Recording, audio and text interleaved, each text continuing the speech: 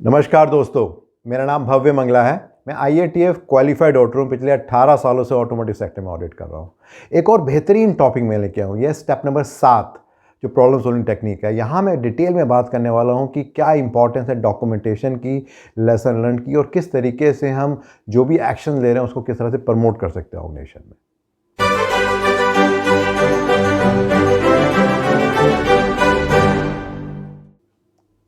Well, in general जब हम बात करते हैं डॉक्यूमेंटेशन की तो हमें पता है उसकी इंपॉर्टेंस कितनी है। हम हरिद्वार जाते हैं क्रियाक्रम करने के लिए, तो आप वहाँ किसी पंडित जी के पास जाते हैं और उनके पास पूरा डिटेल होता है आपकी पिछली कई जनरेशन्स का, कि कौन आपके पिताजी थे, आपके दादाजी, परदादाजी एंड ऑल दैट। वो सारा का सारा डॉक्यूमेंटेशन आपको उनके पास मिल जाएगा। इंडिया के पर्सपेक्टिव में बात करें तो आधार कार्ड अगर आप एक जगह पंच करते हैं तो उस आधार कार्ड से आपके बारे में पूरी जानकारी मिल जाएगी कि आपके कितने बैंक अकाउंट हैं, आपकी इनकम कितनी है, और जो भी कुछ आप जानकारी चाहते हैं वो सब मिल सकती है। तो ये पावर है डॉक्यूमेंटेशन की। अगर मैं बात करूं IATF 16949 या ISO 9000 के पर्सपेक्टिव से कि हम किस तरीके से प्रॉब्लम सॉल्विंग टेक्निक का इस्तेमाल कर सकते हैं, तो मैं आपसे बात कर रहा हूं 7 डिफरेंट स्टेप्स जिसके थ्रू हम प्रॉब्लम सॉल्विंग टेक्निक को अंडरस्टैंड कर सकते हैं।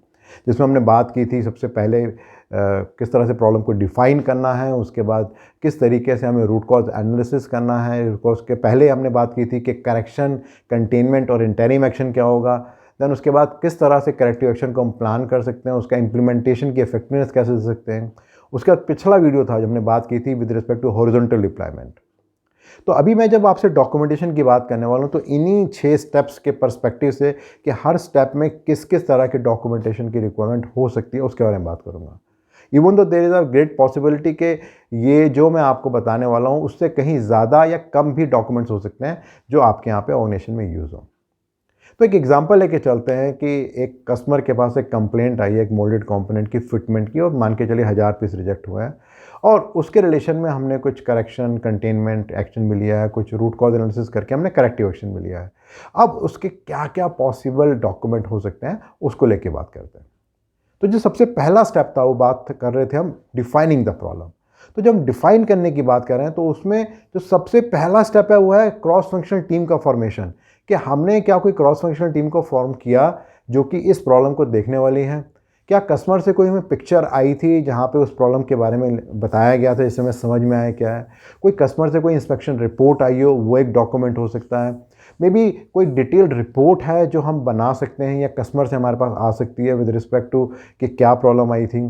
कोई टेस्ट डाटा है, मे बी कस्टमर के एंड पे कोई टेस्टिंग किया गया हो, मे बी वाइब्रेशन टेस्ट किया हो या कोई वैलिडेशन टेस्ट किया हो, उसके बेसिस पे हमें कोई इन्फॉर्मेशन मिली हो कि इस कारण से पीस रिजेक्ट हुआ है। इसके अलावा ये बहुत इंपॉर्टेंट है अंडरस्टैंड करना है कि वो मटेरियल कब गया था, उसका इनवॉइस नंबर क्या था, उसकी क्वांटिटी कितनी थी, उसका लॉट नंबर क्या था। ये सारी की सारी डॉक्यूमेंटेशन हेल्प करती है जिसमें प्रॉब्लम को हम डिफाइन करते हैं। अब आता है स्टेप नंबर 2। यहाँ पर हम बात करते हैं किस तरह से हम करेक्शन, कंटेनमेंट और इंटरिम एक्शन ले सकते हैं। तो ये सब जब हम एक्शंस की बात कर रहे हैं तो उसमें जो सबसे पहली बात आती है वो आती है कि क्या हमारा कम्युनिकेशन कस्टमर से चल रहा है, क्या हमने उसको रिकॉर्ड किया है। किस तरह से हम आइडेंटिफाई कर सकते हैं कि कितनी क्वांटिटी है जो प्रॉब्लम में है, उसको भी आइडेंटिफाई करना और रिकॉर्ड करना ज़रूरी है। देन जो भी हम एक्शन उस समय ले रहे हैं वो हमारा एक्शन रिपेयर का भी हो सकता है, रिवर्क भी हो सकता है, सेग्रीगेशन, स्क्रैप, डेविएशन, जो भी हम एक्शन ले रहे हैं उसका क्या रिजल्ट रहा उस स्टेज पे, उसको भी हमें डॉक्यूमेंट करना है। एंड देन जो भी हमने डिसाइड किया एक्शन उस समय करेक्शन के लिए कि हम ये काम करने वाले हैं, उन सब का भी प्रॉपर डॉक्यूमेंटेशन बहुत ज़रूरी है।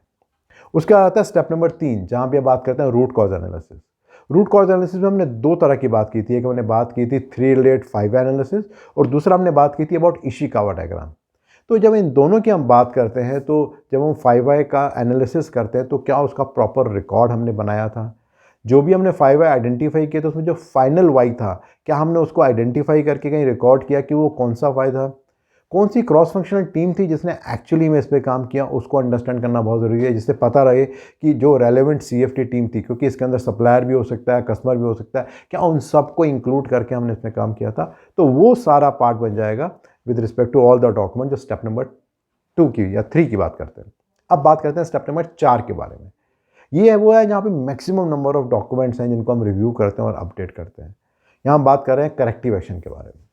तो सबसे पहले जो बात करेंगे वो हम बात करेंगे क्लॉज नंबर 4.1 के बारे में, जहाँ हम बात करते हैं इंटरनल एंड एक्सटर्नल कॉन्टेक्स्ट के बारे में, और उससे लिंक हम करते हैं 4.2 को और 6.1 को, जहाँ हम बात करते हैं रिस्क एनालिसिस के बारे में। क्या उसको हमने रिव्यू करके अपडेट किया या नहीं किया?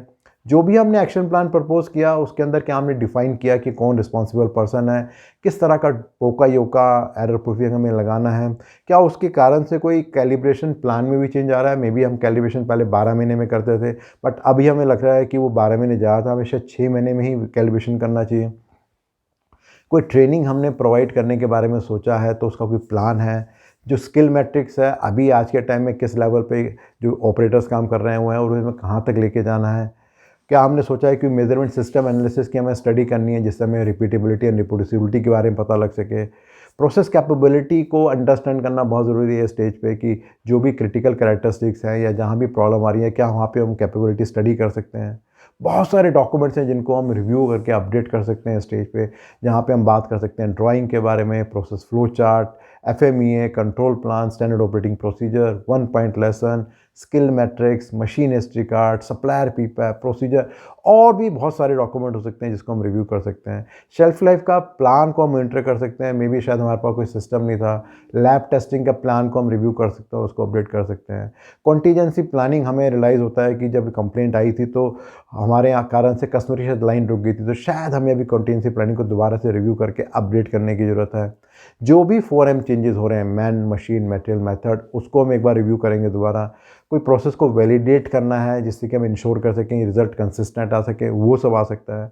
एंड देन लास्टली जो भी परफॉर्मेंस इंडिकेटर्स उससे इम्पैक्ट हो सकते हैं उनको भी हमें रिव्यू करके देखना है उनकी डॉक्यूमेंटेशन है या नहीं है, जिसमें आता है OEE, overall equipment effectiveness, customer complaint, customer rejections, warranty, cost of poor quality, inventory turnover time, customer satisfaction data, और भी इस तरह के बहुत सारी इन्फॉर्मेशन आ सकती है।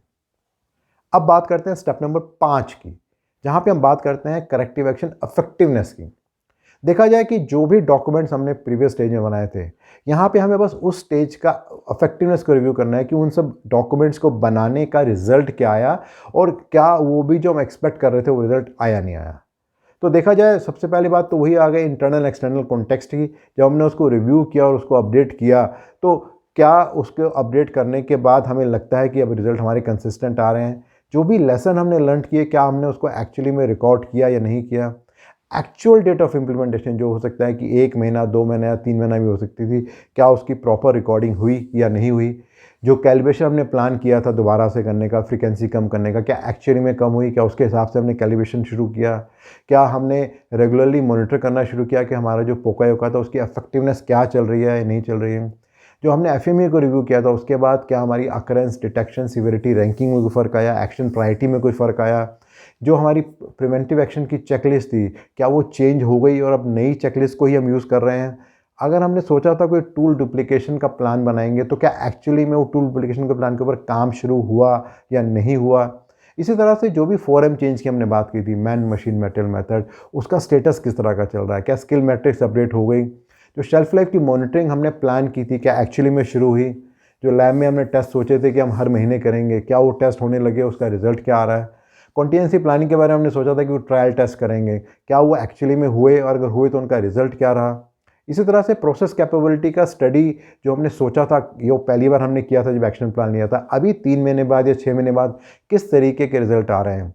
और जो परफॉर्मेंस इंडिकेटर की हम बात कर रहे थे जो हमने आइडेंटिफाई किए थे या जिनको हमने रिव्यू और अपडेट किया था, अब उनका स्टेटस में कुछ इंप्रूवमेंट आया या अभी भी वो वैसे ही चल रहे हैं। जिसमें हम OEE की बात कर सकते हैं, कॉस्ट ऑफ पुअर क्वालिटी की बात कर सकते हैं, कस्टमर सेटिस्फेक्शन के डाटा की बात कर सकते हैं। जो भी हमें डिस्ट्रीब्यूशन लिस्ट हमने प्लान की थी कि जो जो डॉक्यूमेंट्स हमें लोगों को देने हैं क्या एक्चुअली में उन तक पहुँचे। जो कम्युनिकेशन होना चाहिए था क्या वो इफेक्टिव था। किस तरीके से हम चेक कर सकते हैं कि लोगों को जानकारी है इस बारे में कि ये चेंजेस हुए और आज भी उनको याद हैं। देन ये सारा प्रोसेस जितना भी हमने किया ये इफेक्टिव है नहीं है, तो हम ये देख सकते हैं कि हमें जो इंटरनल ऑडिट किया था क्या उसके रिकॉर्ड्स हैं या नहीं है। जहाँ पे हमने may be system audit, process audit, product audit किया था, मे बी लेआउट ऑडिट भी किया था, उसका रिजल्ट क्या कहता है, उसकी आउटपुट क्या निकल रही है। जो भी मैनेजमेंट रिव्यू हमने किया था, मैनेजमेंट का रिजल्ट क्या आया, उस वहाँ पे क्या कहीं डिस्कशन हुआ इस बारे में कि भाई ओवरऑल जो भी कंप्लेंट आई थी उसका रिजल्ट क्या आ रहा है, उसकी इम्प्रूवमेंट कैसी है। देन स्टेप नंबर 6 उसके बाद आता है जहाँ हम बात करते हैं हॉरिजॉन्टल डिप्लॉयमेंट की। तो यहाँ पर जो भी एक्शंस हमने स्टेप नंबर 4 और 5 में लिए थे, एग्जैक्टली उन सबको हमें डुप्लीकेट करना है और ये देखना है कि बाकी और प्रोसेसेस में जहाँ पर भी हमने हॉरिजॉन्टल डिप्लॉयमेंट किया था वहाँ के डॉक्यूमेंट्स का क्या स्टेटस है, क्या वो बने थे और क्या वो अपडेटेड हो रहे हैं टाइम टू टाइम या नहीं हो रहे हैं। तो उसके बाद हम बात करते हैं लेसन लर्न के बारे में कि ये सारी नॉलेज जो हमने ली, ये सारी बातें जो हमने सीखी, उन सब का रिज़ल्ट क्या हुआ, क्या हमने उन सबको कहीं पर रिकॉर्ड किया, क्या हमने उसको अंडरस्टैंड किया कि ये जो भी हमने लेसन लर्न किए हैं क्या उसको हम शेयर कर सकते हैं बाकी सब प्लांट्स के साथ और डिपार्टमेंट के साथ या और प्रोसेस ओनर्स के साथ, सप्लायर के साथ, किस तरीके से इंश्योर कर सकते हैं कि ये जो भी लेसन लर्न हैं वो एक लॉजिकल हो, जिसको लोगों को समझ में आए और वो बहुत स्पेसिफिक हो, बहुत जेनरिक ना हो। और क्या हम इन सबको सेंट्रली कहीं रिकॉर्ड कर सकते हैं, स्टोर कर सकते हैं, जिससे कोई भी आसानी से इन सबको यूज़ कर सके।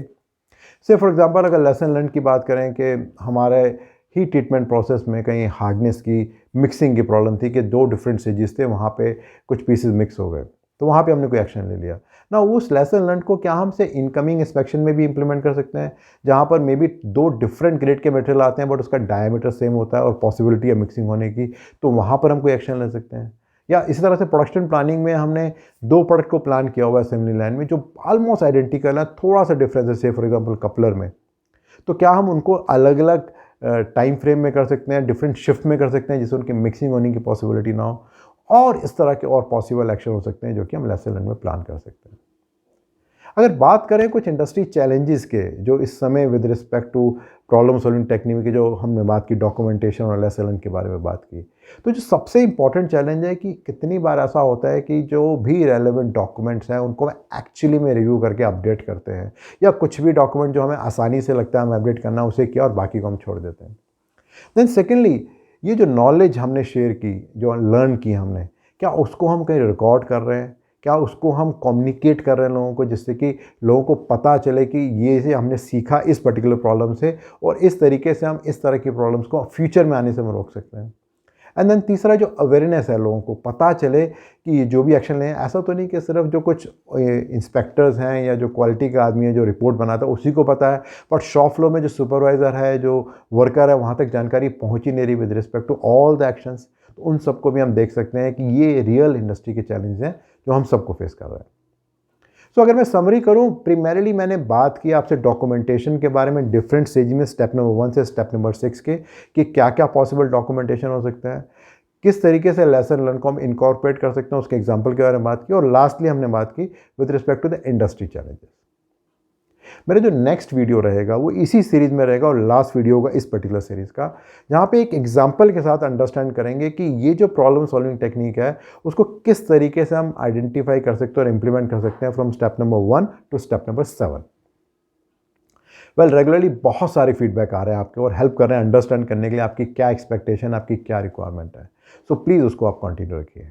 और अगर इस पर्टिकुलर वीडियो को आप और डिटेल में जानना और समझना चाहते हो तो नीचे आपको एक लिंक मिलेगा, उसे आप क्लिक करेंगे, एक ब्लॉग आपको दिखेगा, वहाँ और डिटेल में जानकारी मिलेगी आपको इस पर्टिकुलर वीडियो के बारे में। और अगर आपको लगता है कि इस तरह की वीडियोस और ब्लॉग यूज़फुल है और हेल्प कर रहे हैं तो आप इसे सब्सक्राइब भी कर सकते हैं और अपने फ्रेंड्स और कोलीग से शेयर भी कर सकते हैं। धन्यवाद।